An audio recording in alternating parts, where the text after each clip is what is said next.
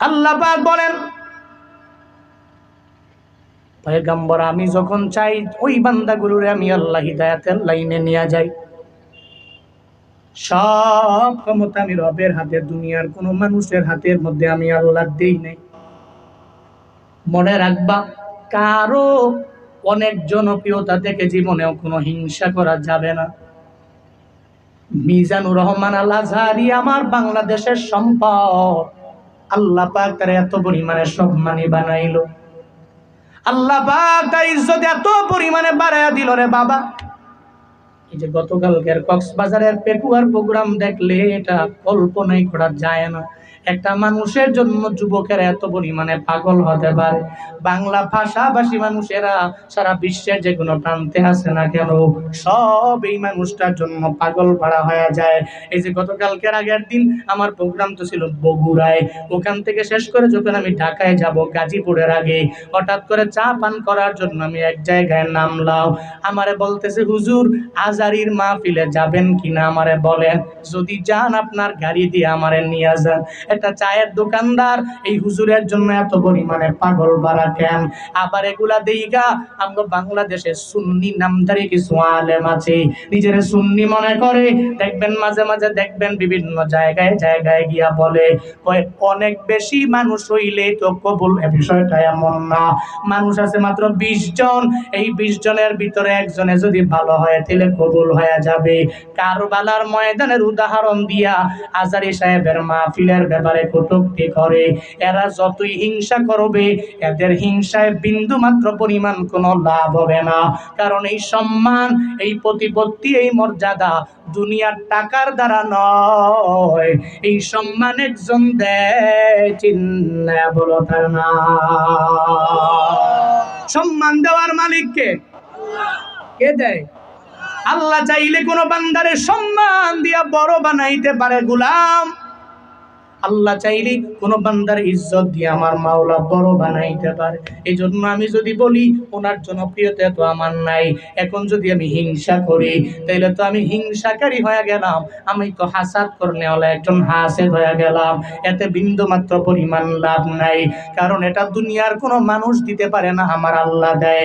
এই জন্য তো আমরা আরো দোয়া করি, আল্লাহ আজারির মতো এমন সম্পদ বাঁচায় রাখো, আল্লাহ তার নেক হায়াত দান করুক, সকলে বলি আমিন। আরো জোরে পড়ে না আমিন। ونشهد أن لا إله إلا الله وحده لا شريك له لا ضد له ولا ند له ولا مثل له ونشهد أن سيدنا وسندنا وحبيب ربنا وطبيبنا وطبيب قلوبنا ومولانا محمدا عبده ورسوله صلى الله تعالى عليه وعلى آله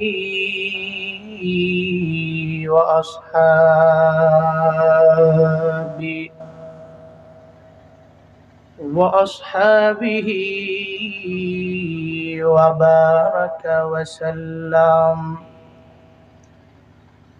وبارك وسلم تسليما كثيرا أرسله بالحق بشيرا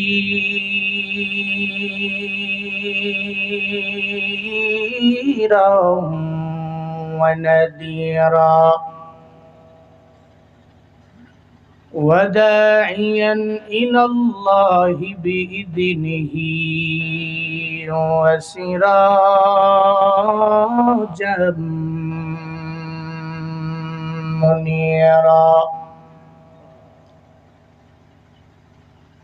اللهم صل على محمد النبي الأمي وعلى آله وسلم تسليما. وبعد فأعوذ بالله من الشيطان الرجيم.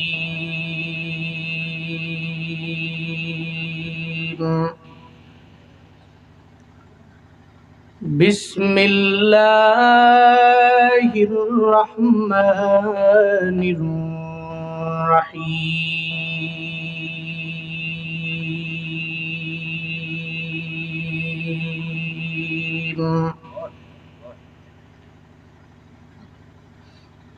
ألم نشرح لك صدرك ووضعنا عنك وزرك الذي أنقض ظهرك ورفعنا لك ذكرك فإن مع العسر يسرا إن مع العسر يسرا فإذا فرغت فانصب وإلى ربك فارغب. صدق الله مولانا العظيم وصدق رسوله النبي الكريم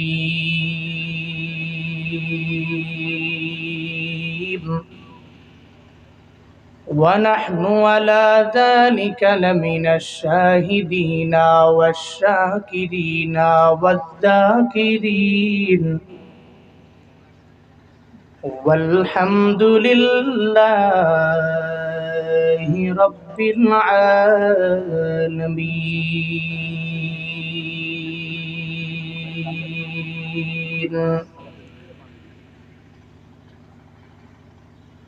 سبحانك لا علم لنا إلا ما علمتنا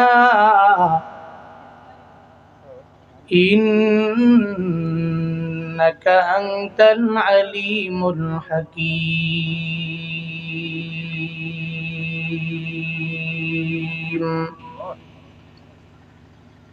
رب اشرح لي صدري ويسر لي أمري واحلل عقدة من لساني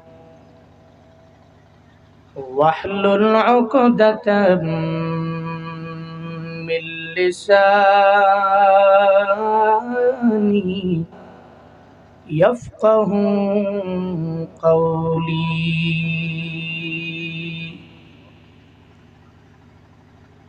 ربي زدني علما ربي زدني علما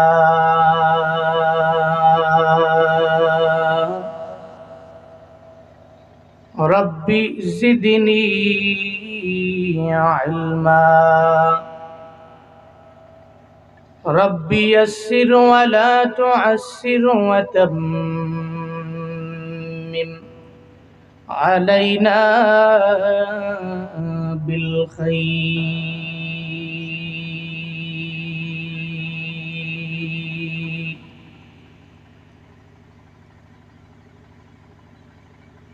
मैं दूर हूँ मजबूर हो ऐ सैयद आलम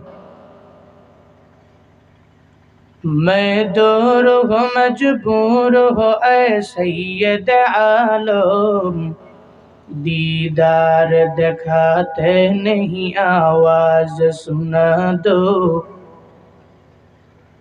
दीदार दिखाते नहीं आवाज सुना दो।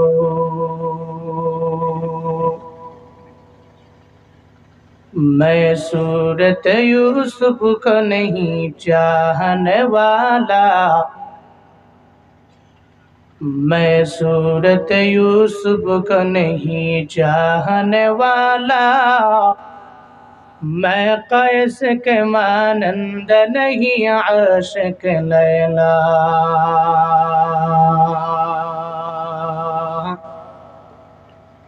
मैं कैस के मानंद नहीं आशिक लैला, मैं आशिक मौला हूँ मेरा इश्क दवाना,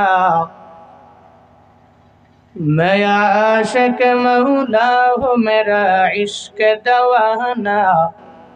ये जुमला जहाँ जिसके तजल्ली से उजाला, ये जुमला जहाँ जिसके तजल्ली से उजाला।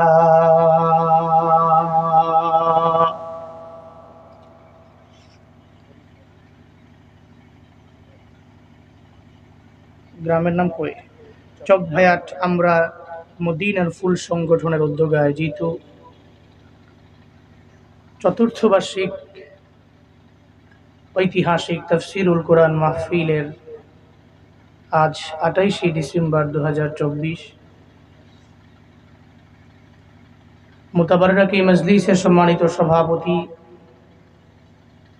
জনাব আলহাজ মোহাম্মদ মুজিবুর রহমান সাহিব চকভায়াট, আজকের এই মাহফিলের সম্মানিত প্রধান অতিথি সিরাজগঞ্জ জেলা বিএনপির উপদেষ্টা বিশিষ্ট সমাজসেবক জনাব খন্দকার সেলিম জাহাঙ্গীর সাহেব, আজকের এই মাহফিলের সম্মানিত বিশেষ অতিথি তারাস উপজেলা বিএনপির সভাপতি সর্দার মোহাম্মদ আফসার আলী, তারাস উপজেলা বিএনপির সহ সভাপতি জনাব আলহাজ মোহাম্মদ জয়নুল আবিদিন। আজকের এই মাহফিলে আমার পূর্বেই লং টাইম কোরআন এবং হাদিস থেকে দিক নির্দেশনামূলক বাণী আপনাদেরকে শুনিয়েছেন। আপনারাও ধৈর্য সহকারে বসে ওনার আলোচনা শুনেছেন। দারাজ কণ্ঠে সুন্দর আলোচনা করছিলেন বাঁশবাড়িয়া জামে মসজিদের সম্মানিত খতিব জনাব আলহাজ মোহাম্মদ আব্দুল মান্নান মেহেদি দামাত বরকাতুহুম। কথা বলেছেন চকভায়াট জামে মসজিদের সম্মানিত খতিব হাফেজ মাওলানা মোহাম্মদ আব্দুর রহমান সাহিব দামাত বরকাতুহুম। আজকের এই সভা পরিচালনা করছেন হাসানপুর মাদ্রাসার সম্মানিত শিক্ষক, ভালো মানুষ, ভালো মনের মানুষ হাফেজ মাওলানা মোহাম্মদ নাজমুল হক আল জামালি দামাত বরকাতুহুম। আর অনেকেই বাদ আল আসর থেকে নিয়ে এ পর্যন্ত কোরআন এবং হাদিস থেকে দিক নির্দেশনামূলক বাণী আপনাদেরকে শুনিয়েছেন। আপনারাও এ গভীর রাতে কিছু দিনই আলোচনা বাস্তব জীবনে আমল করার লক্ষ্যে শোনার জন্য বসে আছেন। শুরুতেই আমাকে একটু উচ্চ কণ্ঠে উচ্চ আওয়াজে জবাব দিবেন, এই সুন্দর মজলিসটি পেয়ে আপনারা খুশি না বেজার? সামনের লোকেরা খুশি, পেছনের লোকেরা মনে হয় বেজার। আপনারা খুশি না বেজার? আজকের এই মাহফিলের আয়োজন করেছেন যেই যুব সমাজ চকভায়াট আমরা মদিনার ফুল সংগঠন, এই সংগঠনের প্রত্যেকটা যুবককে আল্লাহ দ্বীনের জন্য, ইসলামের জন্য কবুল করেন, পড়েন আমিন। সম্মানিত হাজিরিন, এই যে মাহফিলে আসলেন, বসলেন, কিছু দিনই আলোচনা শুনবেন, আমাদের প্রত্যেককে কে এনেছেন? আরো জোরে বলতে হবে, কে এনেছেন? যে আল্লাহ আনছেন ওই আল্লাহকে খুশি করার প্রয়োজন আছে না নাই? সকলে একবার করে চিল্লার সমস্বরে পড়ছি আলহামদুলিল্লাহ। আরো জোরে আলহামদুলিল্লাহ। আমার সাথে বলুন রব্বানা লাকাল হামদ হামদান কাসীরান তাইয়িবান মুবারাকান ফি ইয়া রাব্বি লাকাল হামদু কামা ইয়ানবাগি লিজালালি ওয়াজহিকা ওয়া আযীমি সুলতানিকা লাকাল হামদু বিল কুরআন, লাকাল হামদু বিল ইসলাম, লাকাল হামদু বিল ঈমান। এই যে পড়লাম, প্রশংসা করলাম কার? জোরে বলতে হবে কার? রবের প্রশংসায় লাভ না লোকসান? কয় বছরের লাভ? দুনিয়ার মানুষের গুণকীর্তন করলে লাভ 5 বছরের, ঠিক কিনা? আওয়ামী লীগের গুণগান গাইলে হয়তো লাভ 5 বছরের, আর না হয় উঠতে গেলে 10, আর না হয় পিটায়া পুটায়া জুলুম কইরা নির্যাতন করে হামলা দিয়া মামলা কইরা জেলখানায় ঢুকায়া আরো 6 বছর। এর মানে এদেরও গুণকীর্তন করলে লাভ 16 বছরের। এরপরে গুণকীর্তন যে করছে সেও নাই, যার করছে হেও নাই, ঠিক কিনা? বাস্তবতা এটাই। দুনিয়ার মানুষের গুণকীর্তন করলে লাভ 6 বছর, 5 বছর, 10 বছর, 16 বছর, 20 বছরের। কিন্তু রবের গুণকীর্তন করলে লাভ নির্দিষ্ট কোনো সময়ের জন্য নয়, দুনিয়া এবং আখিরাতে ফায়দা আছে না নাই? সবাই বলতে হবে আছে না নাই? এই জন্য গুণগান গাইব কার? নেতা লিডারের। এমন কোন ব্যক্তির গুণকীর্তন করা যাবে না যে ব্যক্তি নামাজি পড়ে না, আমল করে না, যে ব্যক্তির স্ত্রীকে যে ব্যক্তি পর্দায় রাখে না, তার গুণকীর্তন আমি কেন করব? আমি তো মুসলিম, আমার তো একটা দাম আছে, আমার ব্যক্তিত্ব আছে, আমার গায়রত আছে। প্রত্যেকটা মুসলমানের গায়রত থাকা চাই। কেমন?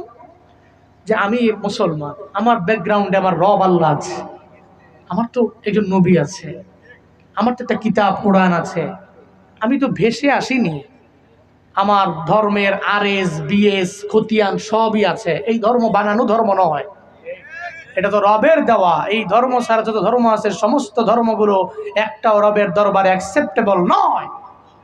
Only Islam is the acceptable religion. এটা হচ্ছে আল্লাহর কাছে একটা গ্রহণযোগ্য ধর্ম। ইন্না দীনা ইনদাল্লাহিল ইসলাম। তাহলে আমার ব্যাকগ্রাউন্ডে ইসলাম আছে, আল্লাহ আছে, রসুল আছে। এরা এতগুলো জিনিস থাকার পরেও আমি এমন কোন ব্যক্তির গুণকীর্তন কেন করব যে ব্যক্তি ইসলামকে ফলো করে না, যে ব্যক্তি আল্লাহ রসুল মানে না, যে ব্যক্তি হক্কানি উলামায়ে কেরাম দেখতে পারে না, দেখলেই খালি চুলকায়, যে ব্যক্তি হক্কানি আলেমকে ধরে জিন্দানখানা ঢুকায়, সে জীবনে কোনোদিন কোনো মুসলমানের বন্ধু হতে পারে না। চিল্লা কাও ঠিক কিনা? বন্ধু তো হবে আমার এমন লোক যে ব্যক্তি আল্লাহ মানে, রসুল মানে, আল্লাহ এবং রসুলের ইতোয়াত আনুগত্য করে যারা বন্ধু হবে তারা। এজন্যই আপনাদের পায়ে ধরে বুঝাইয়া বলি, বাংলাদেশের হক্কানি আলেম যারা, এরাই আপনার চির বন্ধু, জীবনও আপনার শত্রু হবে। আর রবের কাছে দুই ব্যক্তিগুলো দামি। ইন্না আকরামাকুম ইনদাল্লাহি আতকাকুম।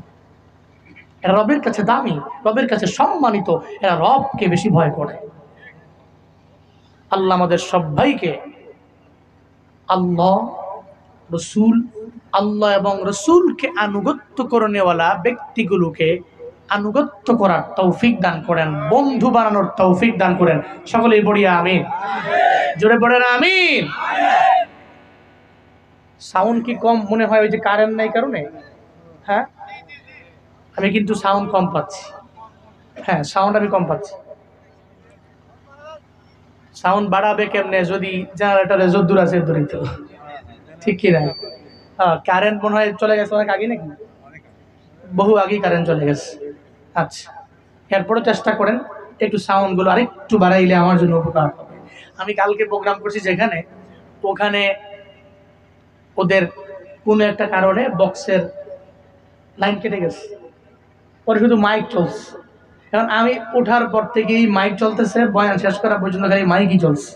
আর মাইকও কি এরকম ঠোঁট লাগলেই মাইক ক্যাশ ক্যাশ করে, মানে আইসক্রিম বিক্রি করে আসে না এমন মাইক, আমার মনে হয় সেই মাইক লাগাইছে। এই সমস্ত মাইকে যদি আমরা কথা বলি এমনি হাই স্কেলে মাঝে মাঝে কথা বলি, এই মাইকে কথা বইলা প্রতিদিন কথা বলা সম্ভব? জীবনেও সম্ভব না। এই জন্য একটু চেষ্টা করেন ভালো করার জন্য, আল্লাহ তৌফিক দান করেন। পড়ে না আমিন।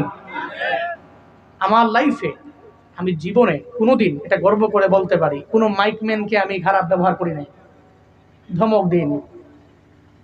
এটা আমার কোনোভাবেই আমার ব্যক্তিগত মেজাজের সাথে যায় না। অনেকে আছে মাইকম্যান পারি মানে একটু উলটপালটে ধমক দেয়, বাংলাদেশে অনেকে আছে, ওনারা দেখলেই ওনারা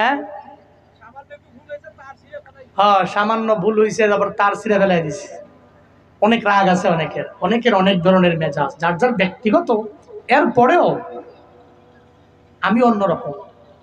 আপনি যখনই আমাকে পাবেন আমি আল্লাহর কাছে দোয়া করছি, আল্লাহ মৃত্যু পর্যন্ত আমার তুমি বিনয় দিও, রাগ টাগ এগুলো থেকে তুমি আমার দূরে রাখবো।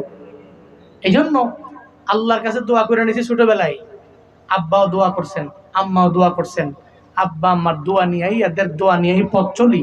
আমিও দোয়া করছি আল্লাহর কাছে, আল্লাহ মৃত্যু পর্যন্ত অহংকার, কিবির, রিয়া এ সমস্ত কিছু থেকে তুমি রক্ষা করো। আপনারা পড়ে না আমিন? আরো জোরে পড়ে না আমিন? ভাই সব আমি খুতবায় তিলাওয়াত করেছি সূরাতুল ইনশিরাহ। কোন সূরা? ইনশিরাহ। এই সূরা মাক্কি সূরা, এটা 114টি সূরার ভিতরে 94তম সূরা। কয়তম? এই আপনি উঠছেন কেন? বসেন। একটা কথা মনে করে দেই, মাহফিলে আসছেন আপনার ইচ্ছায়, যাইতে হবে আমার ইচ্ছায়, ঠিক কিনা? যারা ঠিক করে নাই নিয়তে ঘাবলাস। আইছেন আপনার ইচ্ছায়, যাবে হইলো আমার ইচ্ছায়। যতক্ষণে আমি বলবো যে ছুটি দো, ছুটি না হইলে যাওয়া যাবে না। আইসা গেছেন তো বিপদে পড়ছেন, বসছেন, চাইলে শরীর খারাপ লাগলে একজনের শোয়া দিবেন, একজনের শোয়াইবেন মনে করবেন এক কুলবালিশ, এর উপরে সবাই শুইবেন। মানে আসা যাবে বসা যাবে, একজনের কুলবালিশ বানায় শোয়া যাবে, মাগার উঠা যাবে না। পারবেন তো ইনশাআল্লাহ? আর যে একজন উঠছেন হেরে নিয়ে আগে 5 মিনিট বয়ান হইব, এরপরে আমার বয়ান। রাজি আছেন তো ইনশাআল্লাহ? আল্লাহ তৌফিক দান করেন। জোরে পড়ে না আমিন? কোন সূরা আমি তিলাওয়াত করছি? ইনশিরাহ। এই সূরা 94তম সূরা। এই সূরার আয়াত সংখ্যা মাত্র 8টি। মাক্কি সূরা। আল্লাহ পাক নবীজির মাক্কি লাইফে নবীর উপর নাজিল করেছেন। এখন এই সূরাতে আল্লাহ পাক নবীকে সান্ত্বনা দিয়েছেন। কি দিয়েছেন? সবাই বলতে হবে, কি দিয়েছেন? সান্ত্বনা দিয়েছেন। কেন সান্ত্বনা দিলেন? 40 বছর বয়সে নবীজি নবুয়ত পাইছেন, এ ব্যাপারে সবার জানা। নবুয়তের আগে থেকে নবীজি আল আমিন নাকি নবুয়তের পরে আল আমিন? সবাই বলতে হবে। 40 বছর নবুয়তের আগে থেকেই নবী সত্যবাদী নাকি নবুয়ত পাওয়ার পরে সত্যবাদী? 40 বছরের নবুয়ত পাওয়ার আগে আমার মায়া নবী সত্যবাদী। নবীর মতো আল্লাহ আমিন কেউ নাই। নবীর আল্লাহ আমিন উপাধি কাফেররা দলে দলে নবীর দরবারে আইসা নবীর আচরণ দেখে আল আমিন উপাধি এরাই দিয়া দিল। কই মুহাম্মদের মতো আল্লাহ আমিন বিশ্বাসী এই দুনিয়ার মধ্যে আর কেউ হতে পারে না, 2 নাম্বার কেউ হতে পারে না। সব টাকা পয়সা নবীর দরবারে নিয়ে যায়, এই টাকা পয়সাগুলো নিয়ে নবীর দরবারে আমানত রাখে, বলে সবাই মাইরা দিল মায়ার নবী মারতে পারে না, মানে মুহাম্মদ মারতে পারে না। আবু জাহালের দরবারে যায় না, উতবার দরবারে যায় না, সাহেবার দরবারে যায় না। নবীর কাছে আমানত রাখেন, কারণ জানে মুহাম্মদ জীবনে কোনোদিন আমানতের খেয়ানত করতে পারে না। সব লোকেরা আমার নবীরে আল আমিন বলল, নবীরে সত্যবাদী বলল, নবীর ব্যাপারে ভালো ট্যাগ যখন লাগায়া দিল, হঠাৎ করে হেরা গুহায় আমার মায়ার নবী যখন ধ্যান করলেন, জিব্রাইল আসলেন, নবীরে চাপ দিলেন, বললেন ইকরা, নবী পড়ুন। নবী বলে আমি পড়তে পারি না। যেই হেরা গুহা থেকে ইসলামের প্রচার, মায়ান নবী হেরা গুহা থেকে নাইমাইশা সঙ্গে সঙ্গে নবী দাওয়াত দিতে লাগলেন। গোপনে গোপনে দাওয়াত। আবু জাহাল তো আমার নবীর কথা মানতে রাজি না, উতবা নবীর কথা মানতে রাজি না, সাহেবা ওয়ালিদ ইবনে মুগিরারা আমার মায়ান নবীর কথা মানতে রাজি না। এরা অবাক হয়ে গেল, যেই মুহাম্মদের এতদিন পর্যন্ত ভালো মনে করলাম, এখন দেখি মুহাম্মদের মতো খারাপ আর এই দুনিয়ার মধ্যে কেউ নাই, কারণ সে আমাদের ধর্মের মধ্যে চুনকালি মাখায়া দিল। আবু জাহালের স্বার্থের মধ্যে বড় আঘাত লেগে গেল। স্বার্থে আঘাত লাগলে তো আবু জাহালের মাথাও গরম হয়ে গেল, উতবার মাথাও গরম হয়ে গেল, সাহেবার মাথাও গরম, ওয়ালিদ ইবনে মুগিরার মাথাও গরম। এখন কয় মুহাম্মদের দল বেড়ে যাবে, আমাদের দল ছোট হয়ে যাবে, কারণ আবু জাহালের চরিত্র ভালো না, আমার মায়ান নবীর চরিত্র ভালো। কি ভালো না? হ্যাঁ, আবু জাহালের চরিত্র এত পরিমাণে খারাপ, আমার মায়ান নবীর চরিত্র এত সুন্দর, যেই চরিত্রের সার্টিফিকেট দুনিয়ার কোনো মানুষ দেয় নাই, ওই চরিত্রের সার্টিফিকেট দিয়েছে একজন, চিন্না বলো তার না।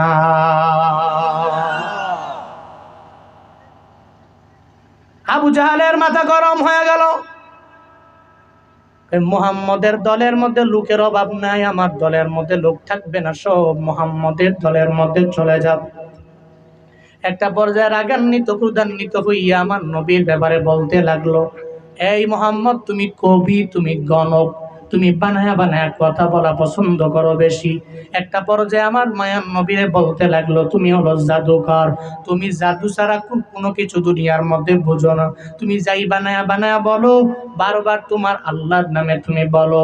একটা পর্যায়ে আমার মায়ার নবী আর মুসলিম যেই সমস্ত সাহাবায়ে কেরাম, এদের সাথে খারাপ আচরণ যখন আরম্ভ করে দেয়, আবু জাহাল, উতবা, সাহেবা, ওয়ালিদ ইবনে মুগিরারা এরা খারাপ আচরণ যখন করতে লাগলো, এমন একটা হালাতে আমার মায়ার নবীরে যখন বারবার খারাপ ঠেক লাগায়, আবার পাশাপাশি আমার মায়া নবীর উপরে উটের নারী বুড়ি এই সমস্ত গুলো আমার নবীর উপরে চাপায়া দেয়। নবী সুন্দর করে দাঁড়ায়, এটাও বাড়ে না। বিভিন্ন সময়ে নবী কথা বললে ঠাট্টা করে, বিদ্রোহ করে, উপহাস করে। আমার মায়ার নবী এক জায়গা থেকে যখন আরেক জায়গায় যায়, আবু জাহালেরা আমার নবীরে, এদের দল বলে যাইয়া আমার নবীর উপরে পাথর মারে। নবী এই বিদ্রোহ দেখে নবী নিজে ভেঙ্গে পড়লেন, হতাশার মধ্যে পড়ে গেলেন। আল্লাহ কয়ে, জিবরাইল, আমার নবী হতাশায় পড়লে হবে না, আমার নবী বিপদের মধ্যে পড়ার পরে ডিপ্রেশনের মধ্যে নবী পড়তে পারে না।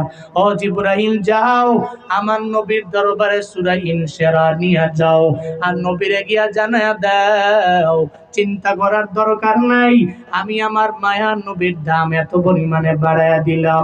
আমার নবীর দাম 40 বছর নবুয়তের আগে যেমন আমি আল্লাহ দিলাম, 40 বছর নবুয়ত পাওয়ার পরে মৃত্যু পর্যন্ত ওই নবীর দাম আমি আল্লাহ বাড়ায়া দিলাম। যাও, নবীরে কও, চিন্তা করার দরকার নাই, আবু জাহালটা কামিয়ে গেলি, উতবার কামিয়ে গেলি, সাহেবার কামিয়ে গেলি, ওয়ালিদ ইবনে মুগিরার কামিয়ে গেলি, এদের নাম নেওয়ার মতো কেউ থাকবে না। কিন্তু আমার নবীর তো সম্মান আমি বাড়াবো, মর্যাদা আমি বাড়াবো, সম্মান তো আমি বাড়াবো।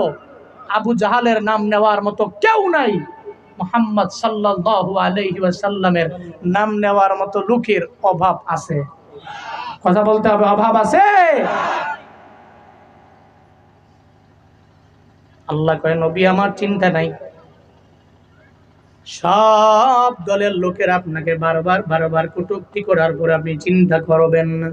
সূরা ইনশিরাহর মধ্যে আমার আল্লাহ প্রথমেই হামজা ইস্তেফহামের মাধ্যমে 3টা আয়াতের মধ্যে আমার আল্লাহ প্রথমেই জানায়া দিলেন, আলাম নাশরাহ লাকা সাদরাক।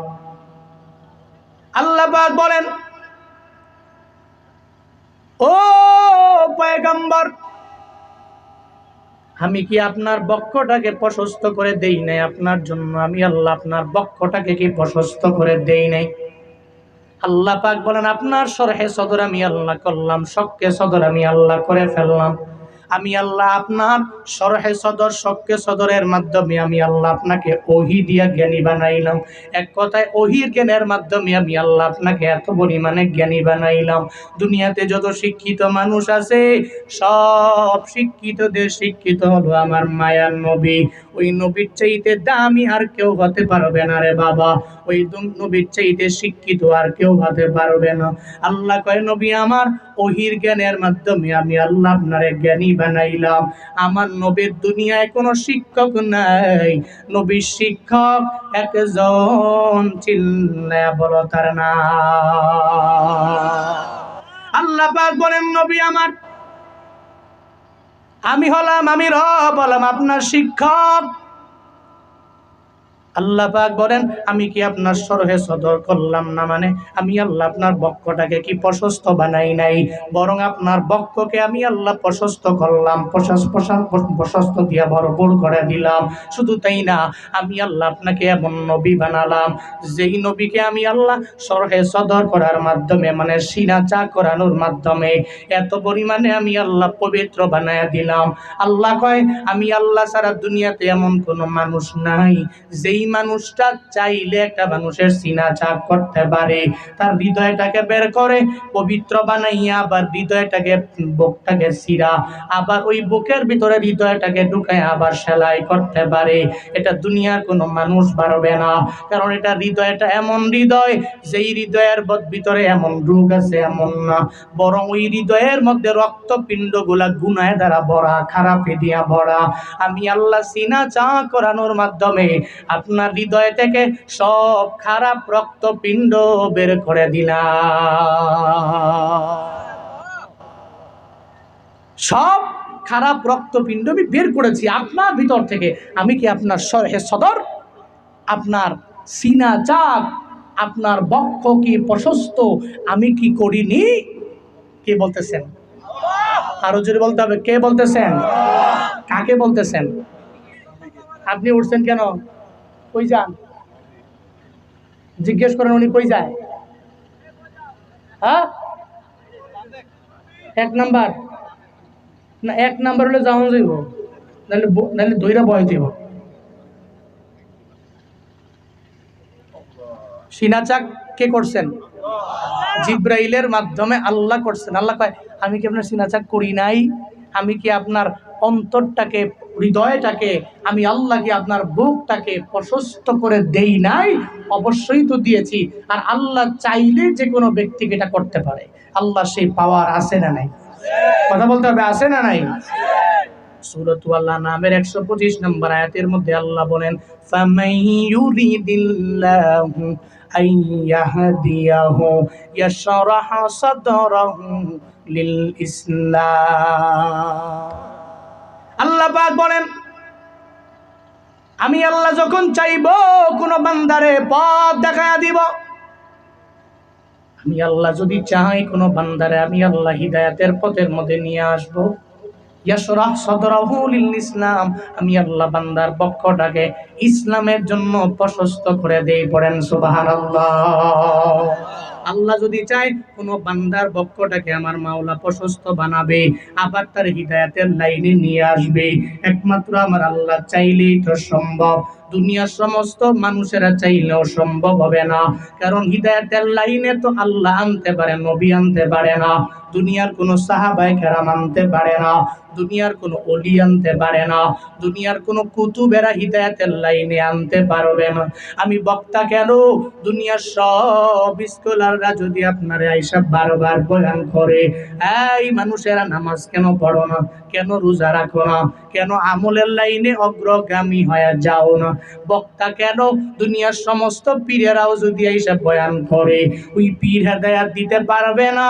কারণ হেদায়াত দেওয়ার মালিক পীর না, হেদায়াত দেওয়ার মালিক একজন, চিল্লায়া বলো তার নাম। হযরত বেলালের দিকে দেখো,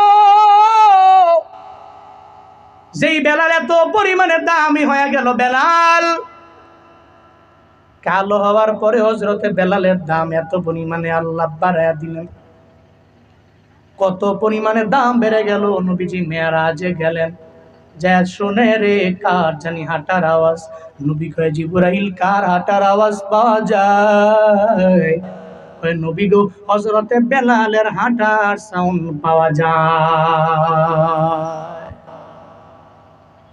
যেই বেলাল দামি হয়ে গেল, কিন্তু নবীর বাড়ি থেকে আবু জাহালের বাড়িটা দূরত্ব অনেক বেশি বাবা, এমন না। কত দাঁড়ে উমরা করার জন্য যারা গেছে তারা জানে, যখন তাওয়াফ করলেন 7টা চক্কর দেওয়ার পরে সাফা মারওয়া, মারওয়া টু সাফা, সাফা মারওয়া, মারওয়া টু সাফা, এরপরে সাফা টু মারওয়া, এই যে 7টা তাওয়াফ করার পর, তাওয়াফ দেওয়ার পরে আবার 7বার চক্কর, সাফা টু মারওয়া, মারওয়া টু সাফা, সাফা টু মারওয়া, মারওয়া টু সাফা, এরপরে সাফা টু মারওয়া যায় যখন আপনার 7টা চক্কর শেষ হয়ে গেল, এরপরে মুআল্লিমেরা বলে, এই হাজিরা এতক্ষণ লাগায় তাওয়াফ করলা, সাই করলা, এখন একটু ব্যাগ আসটিনি, একটু ওয়াশরুমে যাওয়ার জন্য প্রয়োজন আছে না নাই? কয় আছে।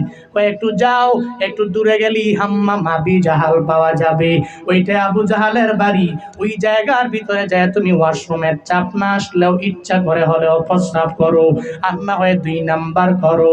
আবু জাহালের বাড়িটা থেকে আমার মায়া নবীর বাড়ি কত পরিমাণে নিকটে জানোনি? এত অল্প জায়গা, এই অল্প জায়গা হওয়ার পরেও মায়ার নবী দাওয়াত দিয়ে দিলেন, কিন্তু আবু জাহালের কপালে হিদায়াত নাই। বেলাল এত দূর থেকে আইসা নবীর হাতে কালেমা পয়রা দামি হয়ে যায়।